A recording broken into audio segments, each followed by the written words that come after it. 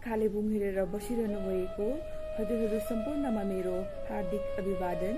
म ज्योत्सना खतानी हजुरहरू समक्ष पूर्ण उपस्थित भएकी छु अर्को एउटा सुरक्षित कविता लिएर। मेरो कविताको शीर्षक रहेको छ उन्मुक्ति।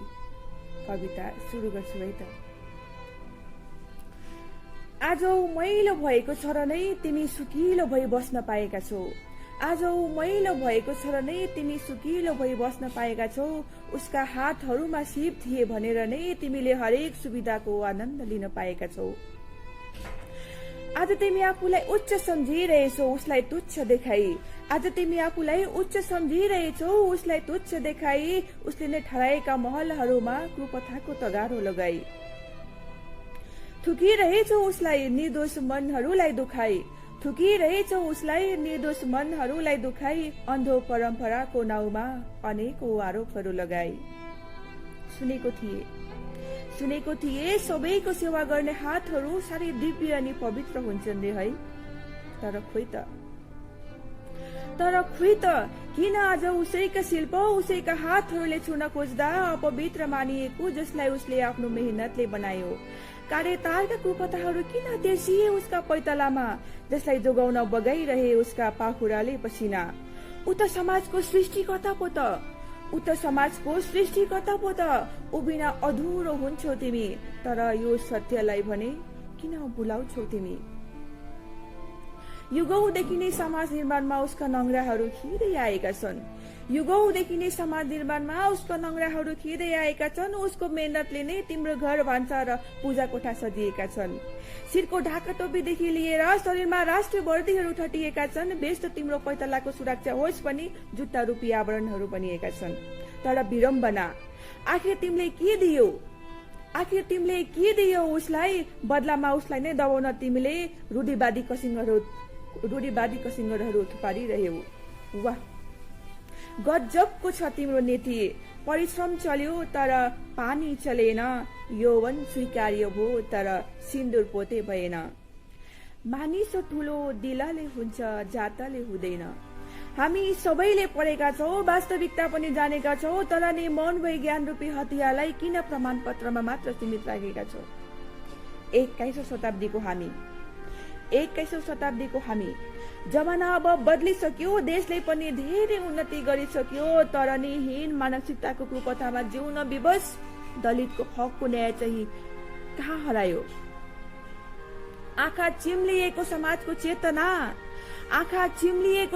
चेतना अब त आँखा खोलन। अब जिब्रोहरू अब त विद्रोहको आवाज बोलन। तिम्रा पुस्ताहरूले सही आएको अन्यायको वर्गीय खाडलमा आफ्नो स्वतन्त्रतालाई नपुर।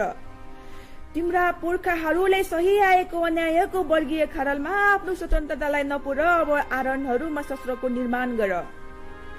मसिनहरूले क्रान्तिको झण्डा फडफडाऊ र छालाहरूले खाले तारका कुप्रथाहरूलाई कुल्चन आफ्ना पाइलाहरूलाई मजबुत बनाऊ। कस कम्बर अब व्यवस्थालाई हटाऊ। पल्टाऊ अब कानूनका अक्षरहरूलाई परम्परालाई पन्छाऊ। बनाऊ अब सक्रिय सत्ताको विरुद्ध विध्वंस बारुदको झिल्को। उठाऊ कर्कश आवाज र छेडिदेऊ नारा आफ्नो आत्मसम्मानको हितको। मिलाऊ हात जुटाऊ हिम्मत एकताको। जोसिदेऊ ती तमाम विभेद र छुवाछुत रूपी कसिङ्गरको जालो। भत्काइदेऊ अब तिमीलाई हीन सम्झने दमनशीलताको पर्खाललाई। अनि चढाइदेऊ श्रद्धाञ्जली जातीयताको लडाईँमा शहीद भएका ती सबै आत्माहरूलाई दलित उन्मुक्तिको उज्यालो शब्दहरूले। धन्यवाद।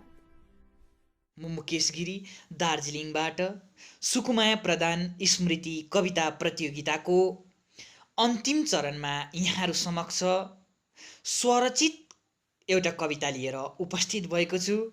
हजुरहरूले सधैँ जसो मेरो यस कवितालाई पनि माया गरी स्वीकार्नुहुन्छ भन्ने अपेक्षा राख्दछु।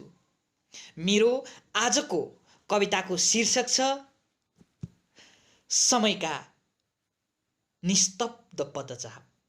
मेरो आजको कविताको शीर्षक समयका निस्तब्ध पदचाप।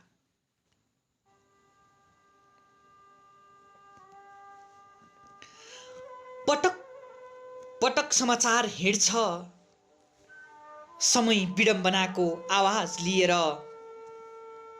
पटक पटक समाचार हिँड्छ समय विडम्बनाको आवाज लिएर, मानौ निरीहताको गन्ध बोकेर, सायद गर्जनमा शून्यता लिएर।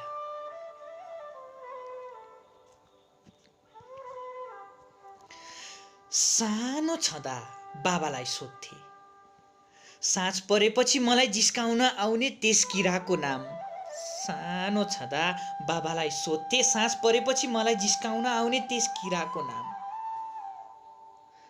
बाबा भन्नुहुन्थ्यो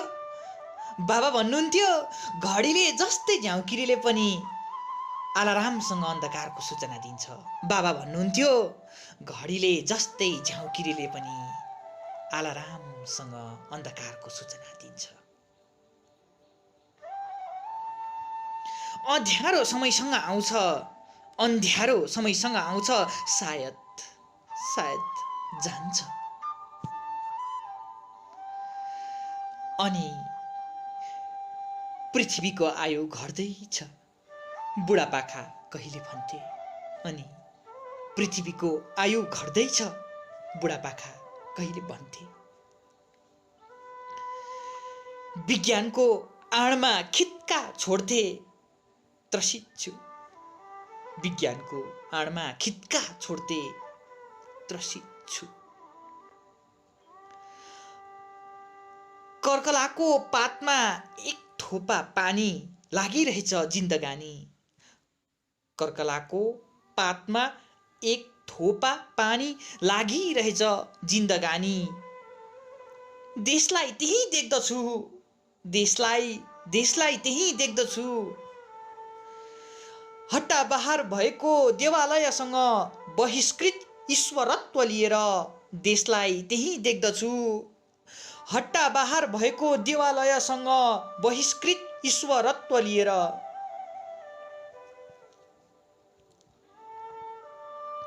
आज खुसीका आधारहरू, भरोसाका पर्दाहरू, रहरका भित्ताहरूसँगै आस्थाको छानो खोजिरहेछु। आज खुसीका आधारहरू, भरोसाका पर्दाहरू, रहरका भित्ताहरूसँगै आस्थाको छानो खोजिरहेछु। यस बखत धर्म कर्मका नाउँका सम्प्रदायदेखि टाढा, यस बखत धर्म कर्मका नाउँका सम्प्रदायदेखि टाढा हो। आफैदेखि आफूलाई बनाएर असाध्यै गाढा हो। आफैदेखि आफूलाई बनाएर असाध्यै गाढा।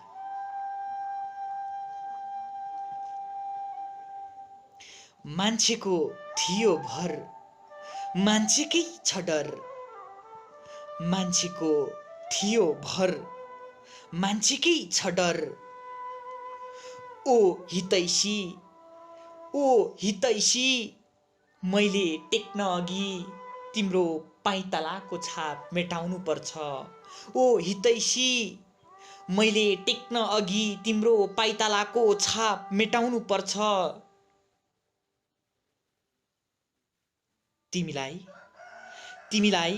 मेरो घरको वरिपरि देख्दा, तिमीलाई मेरो घरको वरिपरि देख्दा, घरले तिमीसँग डराउँदै आफ्नो मुख बन्द गर्छ। अहिले भने चेतनाको टुकी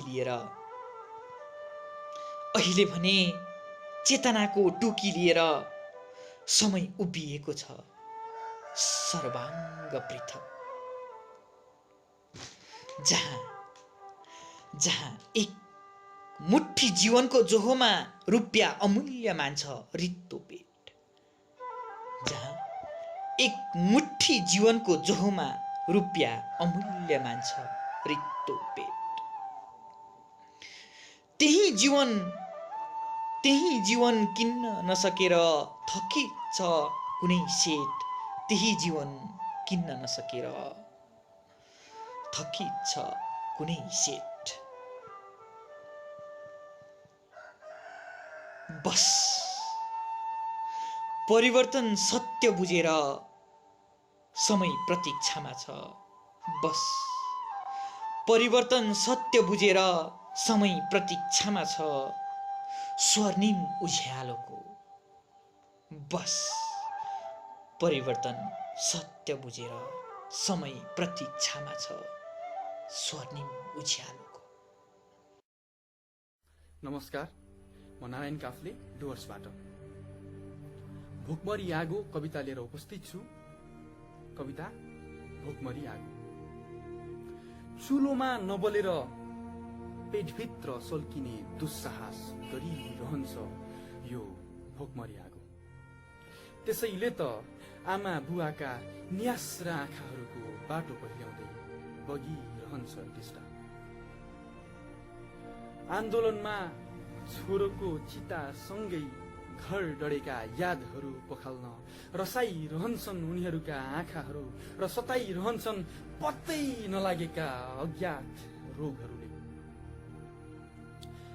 श्रद्धाञ्जलीको माला छोरोको फोटोमा चढाउँदै गालामा आँसु चढाउँछन् र सम्झिन्छन् अर्को छोरो वीरबहादुरलाई, जो घरको चुलो बाल्ने युद्ध जित्न महानगरको रेस्तुराँमा सेक्दैछ आफ्नै सपनाको सेकुवा।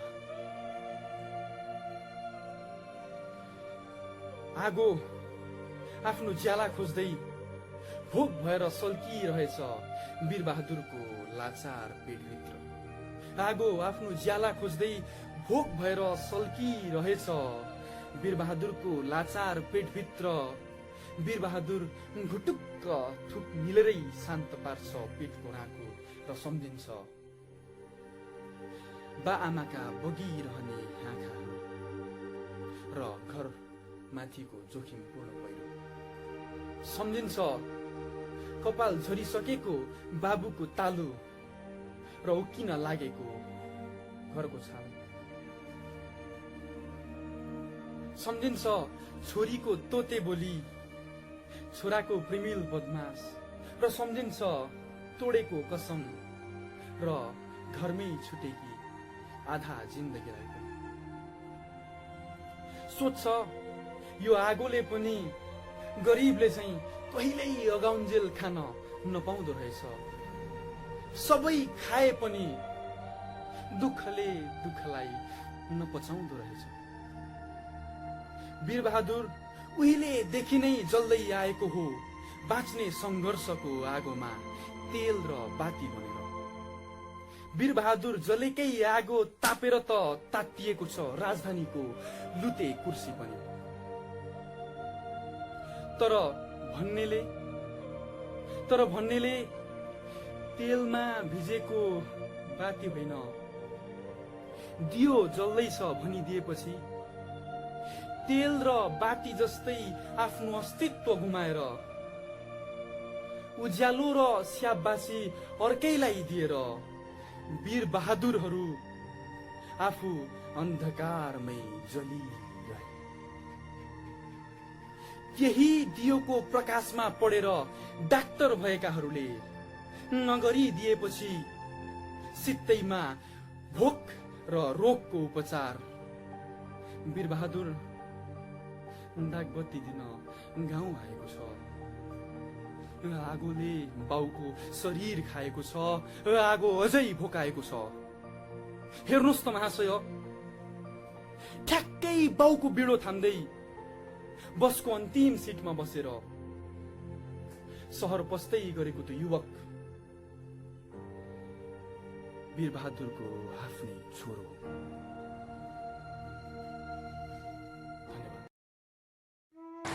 नमस्कार, म निगम बास्ताकोटी हजुरहरू समक्ष फेरि एउटा कविता लिएर उपस्थित छु र मेरो कविताको शीर्षक छ यमराजको ट्याक्सी। यमराजको ट्याक्सी।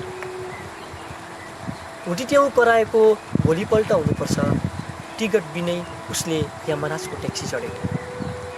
उठिट्याउँ कराएको भोलिपल्ट हुनुपर्छ, उसले टिकट बिनै यमराजको ट्याक्सी चढेको।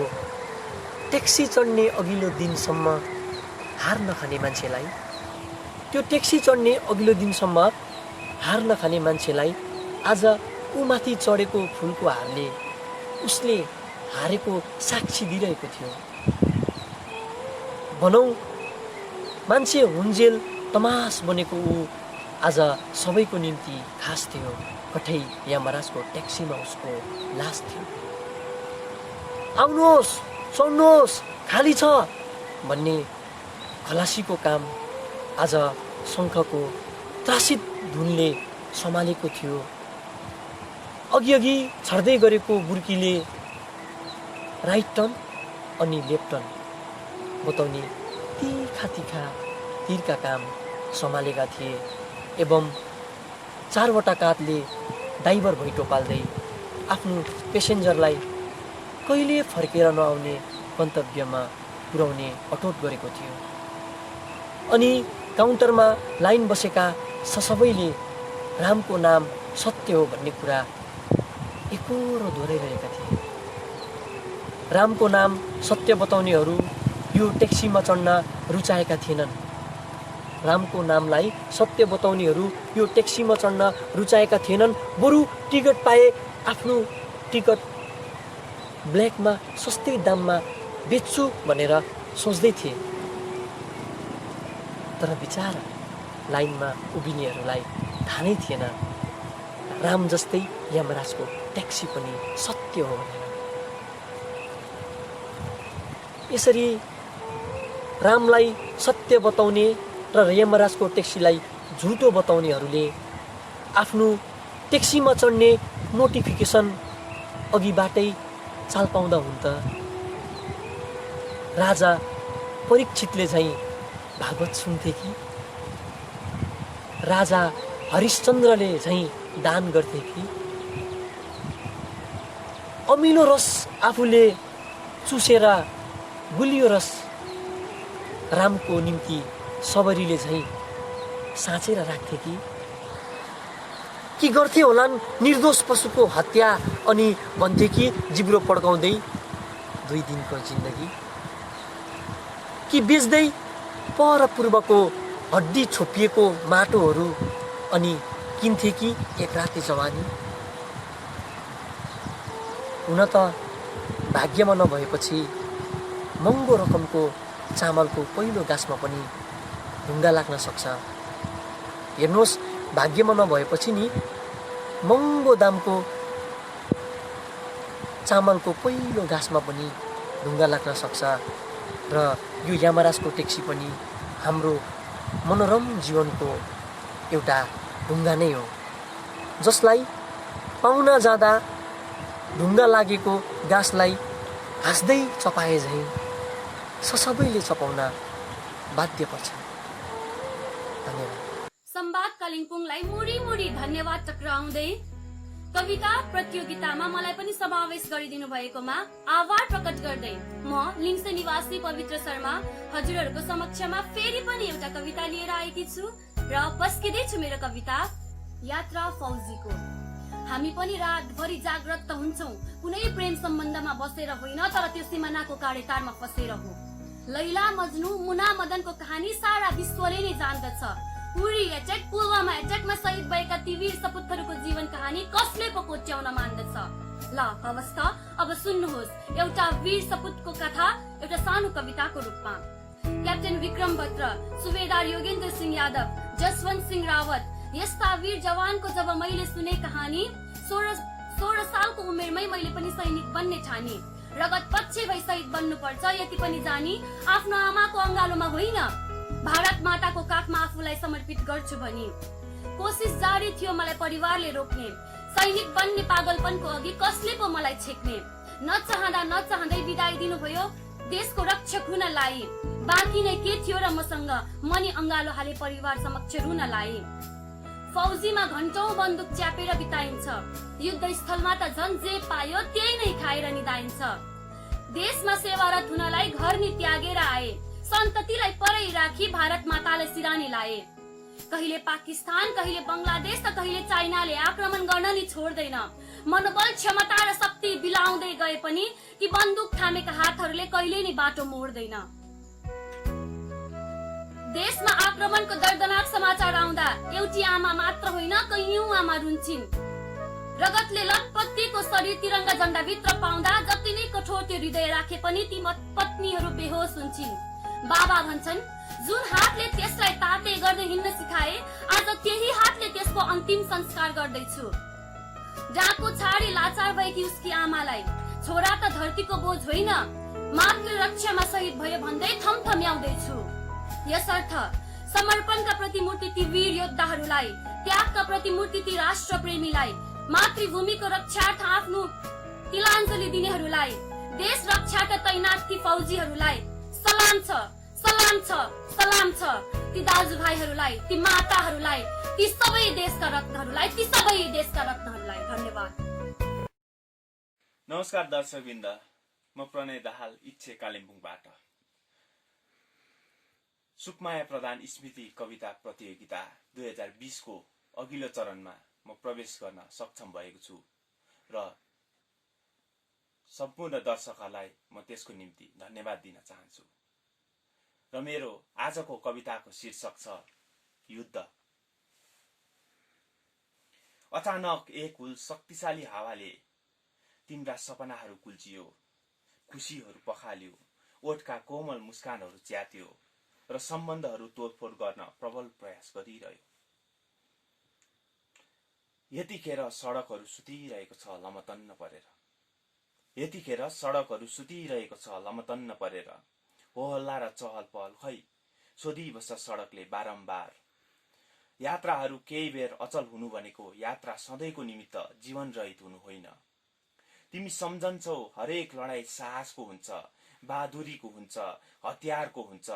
तिमी सम्झन्छौ हरेक लडाई साहसको हुन्छ, बहादुरीको हुन्छ, हतियारको हुन्छ। तर तिमी भ्रममा छौ। कोही लडाई सतर्कताको पनि हुन्छ, कोही लडाई एकान्तको पनि हुन्छ, कोही लडाई निस्वार्थको पनि हुन्छ, अनि कोही लडाई कायरताको पनि हुन्छ। यो पल्टको लडाई पृथक छ, यो पल्टको लडाई पृथक छ, किनकि शत्रु अदृश्य छ। न तिमीलाई हतियारको खाँचो छ, न शक्तिको, न बलिदानको, केवल चेतना, सतर्कता र सुनसानको खाँचो छ। केवल चेतना, सतर्कता र सुनसानको खाँचो छ। रुखपातहरू सोचिरहेका छन् सधैँ अल्मलिँदै पाठशाला जाने विद्यार्थीहरू खै। रुखपातहरू सोचिरहेका छन् सधैँ अल्मलिँदै पाठशाला जाने विद्यार्थीहरू खै। गाडीको खचाखच, गाउँको बेग्लै रमाइलोपन, पार्कमा प्रेमिल जोडीहरूको प्रेमिल बातहरू खै। चुरोटको धुवाहरू, चौतारीका ती गफहरू खै। भिड अचम्मित छ, खै मानिसहरूको उहिजो। रेलगाडीको त्यो तीव्र ध्वनि, वाहनहरूको चलाचल, दोकानहरूको तामझाम, लुट्ने र लुटिनेहरू, पार्टीका जुलुसहरू। अक्षरहरू जोडिएर फेरि शब्दहरू हुनेछन्, अक्षरहरू जोडिएर फेरि शब्दहरू हुनेछन्, शब्दहरू जोडिएर पुनः वाक्यहरू हुनेछन्। ओइलिएका फूलहरू फेरि फक्रनेछन्, ओइलिएका फूलहरू फेरि फक्रनेछन्। रोकिएका पाइलाहरू फेरि चल्नेछ, सपनाहरू फेरि देखिनेछ, विचारहरू फेरि मौलिनेछ। तर यति बेला तिमीले लड्नु छ एउटा हतियारविहीन युद्ध। तर यति बेला तिमीले लड्नु छ एउटा हतियारविहीन युद्ध। तर यति बेला तिमीले लड्नु छ एउटा हतियारविहीन युद्ध। कायम गर्नु छ सामाजिक दूरत्व, जसले साम्य गराउँछ विकट परिस्थितिलाई, जसले तय गर्नेछ भविष्य। इतिहास साक्षी रहनेछ यो लडाईँको, समय रोकिँदैन तिमीले पर्खाउँदा। इतिहास साक्षी रहनेछ यो लडाईँको, समय रोकिँदैन तिमीले पर्खाउँदा। तर बदलिनु सक्छ तिम्रो दृढ संकल्पले, तर बदलिनु सक्छ तिम्रो दृढ संकल्पले। धन्यवाद। संवाद कालिम्पोङ हेरिरहनु भएको सम्पूर्ण दर्शकवृन्दमा म रिया तामाङ, जुम पश्चिम सिक्किम माउन्टेन एकाडेमीको 9औं श्रेणीको छात्राको न्यानो अभिवादन। र म आज हजुरहरू समक्ष एउटा कविता आवृत्ति गर्न गइराखेकी छु र मेरो कविताको शीर्षक छ फेरि पृथ्वीले काँचुली फेर्नेछ। र मेरो कविता हजुरहरूले मन पराइदिनुहुन्छ भनी म पूर्ण आशा राख्दछु र कविता यसरी सुरु गर्न चाहन्छु। फेरि पृथ्वीले काँचुली फेर्नेछ, सडकमा फेरि गुड्नेछ गाडी, सडकमा फेरि गुड्नेछ गाडी, फेरि हावाले गीत गाउनेछ, फेरि हावाले गीत गाउनेछ, फेरि पुतलीहरूले पखेटा खोल्नेछ, फेरि आकाशमा इन्द्रेणी लाग्नेछ, फेरि हामी सँगसँगै हिँड्नेछौँ, फेरि हामी सँगसँगै हिँड्नेछौँ, फेरि हामी हाँस्नेछौँ, हामी किताब बोकेर फेरि पुग्नेछौँ जिन्दगी पढ्ने पाठशाला। बाबु फेरि काममा जानेछन्, बाबु फेरि काममा जानेछन्, फेरि आमा हाट जानेछिन्, हजुरआमा भेट्न आउनेछिन्, हजुरआमा भेट्न आउनेछिन्, हामीलाई कथा सुनाउनेछिन्। फेरि दैलो उघारिनेछ, फेरि दैलो उघारिनेछ, फेरि जीवन हाँस्नेछ। फेरि दैलो उघारिनेछ, फेरि जीवन हाँस्नेछ। फेरि मन्दिरमा घन्टी बज्नेछ, फेरि मन्दिरमा घन्टी बज्नेछ, फेरि प्रार्थनामा घुट्ना टेकिनेछ, ईश्वर रमाउनेछन्। फेरि घर घरमा रोटी पाक्नेछ, गरिब अघाउनेछन्। फेरि मन्दिरमा घन्टी बज्नेछ, फेरि प्रार्थनामा घुट्ना टेकिनेछ, ईश्वर रमाउनेछन्। फेरि घर घरमा रोटी पाक्नेछ, फेरि घर घरमा रोटी पाक्नेछ, गरिब अघाउनेछन्। फेरि केटाकेटीहरू खेल्नेछन्, दगुर्नेछन्, फेरि केटाकेटीहरू खेल्नेछन्, दगुर्नेछन्, झ्यालको पर्दा उघारिनेछ, अदुवा अम्लिसो फल्नेछ, किसान रमाउनेछ। फेरि अदुवा अम्लिसो फल्नेछ, किसान रमाउनेछ। फेरि भाले बाँच्नेछन्, देश जाग्नेछन्, फेरि भाले बाँच्नेछन्, देश जाग्नेछन्, छोरीहरू पढ्नेछिन्, घरको भित्ता टाल्ने होइन, घरको भित्ता टाल्ने होइन, देश बनाउनेछिन्। फेरि भाले बाँच्नेछ, देश जाग्नेछ, छोरीहरू पढ्नेछिन्, घरको भित्ता टाल्ने होइन, देश बनाउनेछिन्। रहरको फलैचामा, रहरको फलैचामा सपनाहरू फेरि उम्रनेछ, रहरको फलैचामा सपनाहरू फेरि उम्रनेछ, धानको बालाहरू पहेँलै भएर खेत खेतमा पाक्नेछ। बाबुको पसिना फेरि मोती बन्नेछ, बाबुको पसिना फेरि मोती बन्नेछ, पृथ्वीले गुमाएको फेरि सब फिर्ता हुनेछ। फेरि जीवनले गीत लेख्नेछ, फेरि जीवनले गीत लेखिनेछ, फेरि चराले बाँच्नुको गीत गाउनेछ, फेरि चराले बाँच्नुको गीत गाउनेछ, मान्छेको उदास बस्ती रमाउनेछ। फेरि पृथ्वीले काँचुली फेर्नेछ, फेरि पृथ्वीले काँचुली फेर्नेछ। धन्यवाद। सबैजनालाई नमस्कार। म कालेबुङ साङ्से खामदोङ निवासी सुप्रिया राई। भनिन्छ साहित्य हाम्रो समाजको ऐना हो। जसरी हामीले ऐनामा हेर्दा आफ्नो रूप देख्न सक्छौं, त्यसरी नै साहित्यले पनि हाम्रा वरिपरि भइरहेका तीता मिठा रूपहरू झल्काउने गर्छ।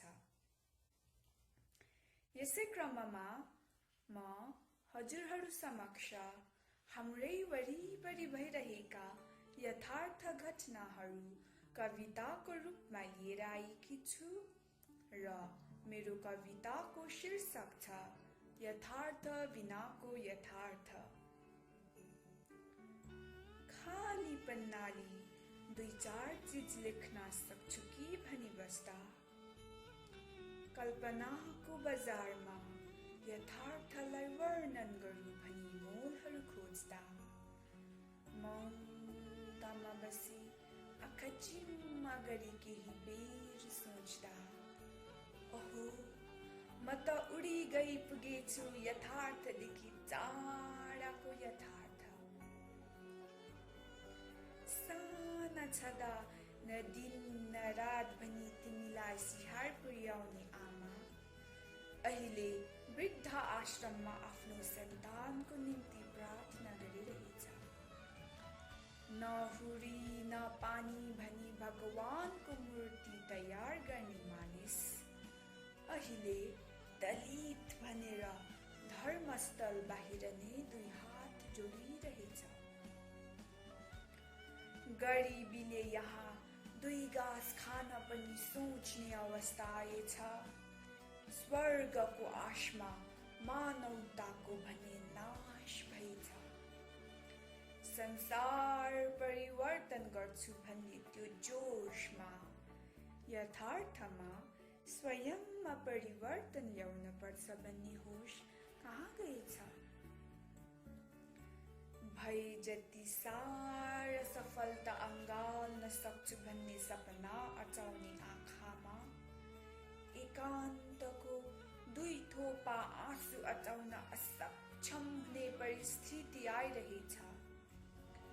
कोमल फुलको होइन तर ढुङ्गाको कतिलो मुटु बनाउन परेछ। कारण यथार्थ बिनाको यथार्थमा फुल चुड्याई ढुङ्गालाई चढाउने नियम पो रहेछ। धन्यवाद। नमस्कार, म सुरज सपगाई मणिपुरबाट यहाँहरू समक्ष आज म कविता लिएर उपस्थित भएको छु र कविताको शीर्षक छ साहेब म त मजदुर। र स्वीकार्नुहोस् कविता। साहेब म त मजदुर। साहेब म त मजदुर, हिँडिरहन्छु हिँडिरहेछु। साहेब म त मजदुर, हिँडिरहन्छु हिँडिरहेछु। हो साहेब, तपाईको सहरबाट कैयौं टाढा छ मेरो गाउँ। हो साहेब, तपाईको सहरबाट कैयौं टाढा छ मेरो गाउँ। मलाई मेरो गाउँ पुग्नु छ पाउमा ढेला फुटे पनि, शरीरमा पसिना सुके पनि। साहेब म त मजदुर, हिँडिरहन्छु हिँडिरहेछु। तपाईको सहरमा म अलिकति खुसी अनि रोटी कमाउन सपना लिएर आएको थिएँ। त्यही अलिकति खुसी र रोटीको लालचमै हो साहेब म सहरभित्रको सहरमै हराएको। आज आपतकालीनमा सहर प्यारालाइज भएपछि म एक्लो भएको हो साहेब, अथवा असहाय बनेको हो साहेब। भोक र रोटीकै कारण भनौँ या परिवारको अनुहार हेर्न नै भनौँ, अथवा सहरले गुण बिर्सिएर भनौँ। साहेब म मेरो गाउँ जाँदैछु, रित्तो झोलामा रित्तै भविष्य लिएर। साहेब म त मजदुर, हिँडिरहन्छु हिँडिरहेछु। तपाईले कहिल्यै नबिर्सिनुहोस् साहेब, तपाईले कहिल्यै नबिर्सिनुहोस् साहेब। तपाईको सहर हाम्रो खुनले उभिएको हो, हाम्रो पसिना र छालाहरूले चम्किएको हो। तपाईको बेडरुमबाट किचनसम्म, घरको बेसमेन्टबाट दफ्तरहरूसम्म, फ्याक्ट्री र सिनेमा घरबाट पबहरूसम्म, प्लेटफर्मबाट हवाई अड्डाहरूसम्म हाम्रै पसिनाले बनिएको हो साहेब। हामीलाई केही दिएर सञ्जालमा आफू नायक भई हामीलाई भाइरल नबनाउनुहोस्। राजनीतिक कठपुतली हैनौँ हामी साहेब। आज हामी लाचार छौँ साहेब, त्यसैले म जाँदैछु साहेब म मजदुर, हिँडिरहन्छु हिँडिरहेछु। इतिहासमा कुनै दिन रहला आज पहिलोचोटि म आफ्नै खाल पोलेर बनाएको सडकमा। इतिहासमा कुनै दिन रहला आज म पहिलोचोटि आफ्नै खाल पोलेर बनाएको सडकमा विवश भएर सहरबाट गाउँ जाँदैछु साहेब। बरु यति उपकार गरिदिनुहोस् साहेब। हिँडिरहँदा सडकमा प्राण गएछ भने मेरो पराजय नाउँ गाउँसम्म पुर्याइदिनु साहेब। म त मजदुर, हिँडिरहन्छु हिँडिरहेछु। धन्यवाद। नमस्कार दर्शकबिन एवं पाठकवर्ग, म सूर्य राई राखाली, पत्थजोडा डुवर्स। हजुरहरूको समक्ष फेरि पनि एउटा कविता लिएर आएको छु। कविताको शीर्षक छ नायुमाको रङ। नायुमाको अर्थ राई भाषामा प्रकृति हुँदो रहेछ। त्यसैले मैले कवितामा प्रकृति नलेखेर घुमाएर नायुमा लेखेको छु र कविताको शीर्षक छ नायुमाको रङ। अमलाको पातसँग मिल्छ नायुमाको रङ, अमलाको पातसँग मिल्छ नायुमाको रङ, सपनाको छाला उब्काएर टालेका छन् सन्तमाईले आफ्नो नाङ्गो ढाड। सपनाको छाला उब्काएर टालेका छन् सन्तमाईले आफ्नो नाङ्गो ढाड। जहिले तैले पोलिरहन्छ हरामी घामले उसको ढाड अर्थात् आङमा। जहिले तैले पोलिरहन्छ हरामी घामले उसको ढाड अर्थात् आङमा। ढाडको छालासँग मिल्नै सक्दैन नायुमाको रङ। हरियो भनेको राम्रो भन्छ, हरियो भनेको राम्रो भन्छ, आङमा घाम लाग्नु पनि राम्रो भन्छन् नि गाउँले बुढाहरू, जो सन्तमाईलाई यो कुरा पस्नै सक्दैन। ढाडको छाला छिलेर आफ्नो साँपे छोरालाई जकेट बनाइदिन मन लाग्छ। ढाडको छाला छिलेर आफ्नो साँपे छोरालाई जकेट बनाइदिन मन लाग्छ कहिलेकाहीँ। मरेको लोग्नेको चिहान खोदलेर नलीहड्डी निकाली घोटेर खुवाइदिउँ जस्तो लाग्छ। मरेको लोग्नेको चिहान खोदलेर नलीहड्डी निकाली घोटेर खुवाइदिउँ जस्तो लाग्छ छोरालाई, किनभने लोग्ने साँपी थियो। तितेपातीको धूप जलाएर जङ्गली देउतालाई प्रत्येक साँझ पुकारिरहन्छन् सन्तमाया। कमजेड खोला र पाला खोलाका ढुङ्गाहरूले पर्खिरहन्छ उसलाई, किनभने सन्तमाया ठेस नलागेको कुनै दिन थिएन। ठेस लाग्नु दुखाइ मात्र नभएर जीवनको भोगाइ पनि थियो। भविष्यको नाङ्लोमा निफन्दा निस्किएका वर्तमानका कनिकाहरूले बचाउँछ छोराको घिटघिटो। भविष्यको नाङ्लोमा निफान्दा निस्किएका वर्तमानका कनिकाहरूले बचाउँछ छोराको घिटघिटो।